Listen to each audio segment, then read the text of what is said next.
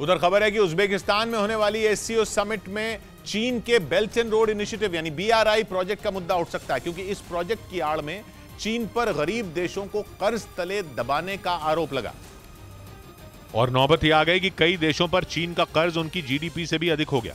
माना जा रहा है कि चीन के गरीब देशों में फैलाए गए कर्ज के इसी जाल का मुद्दा 15 और 16 सितंबर को होने वाली एससीओ समिट में उठ सकता है।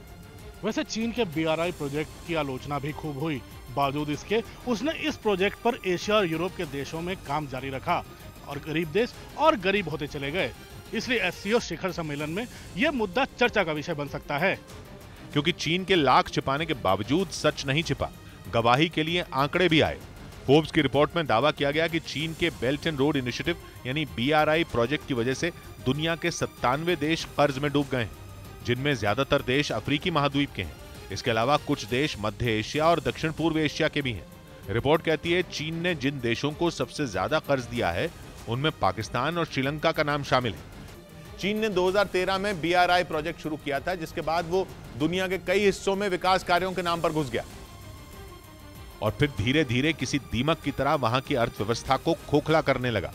जो देश संभल सकते थे वो संभले और जो नहीं संभल पाए वो चीन के बनाए गए दलदल में धंसते गए। एक रिपोर्ट में दावा किया गया कि बीआरआई प्रोजेक्ट के तहत 165 विकासशील देशों में 13,000 से ज्यादा परियोजनाओं पर काम चल रहा है, जिनमें 42 गरीब देशों पर चीन का कर्ज उनके जीडीपी से 10% से अधिक हो चुका है। मतलब चीन उन देशों की मदद नहीं कर रहा बल्कि उन्हें अपना गुलाम बना रहा है और एससीओ के देशों से ये बात छिपी हुई नहीं है। उसका सबसे बड़ा कर्जदार पाकिस्तान भी एससीओ का हिस्सा है और इसीलिए माना जा रहा है कि समरकंद की एससीओ समिट में यह मुद्दा हॉट टॉपिक हो सकता है, क्योंकि चीन ने पहले पाकिस्तान को कर्ज दिया और जब पैसे वापस नहीं मिले तो वहां चल रहे कई और प्रोजेक्ट रोक दिए, जिसकी वजह से पाकिस्तान परेशान है। वो अलग बात है कि डर की वजह से वो खुलकर कुछ बोलता नहीं, लेकिन अगर एससीओ समिट में यह मुद्दा उठा तो भारत की मौजूदगी में पाकिस्तान के पास चीन से सीधी बात करने का मौका होगा, जिससे चीन की चालबाजियों पर लगाम लग सकती है।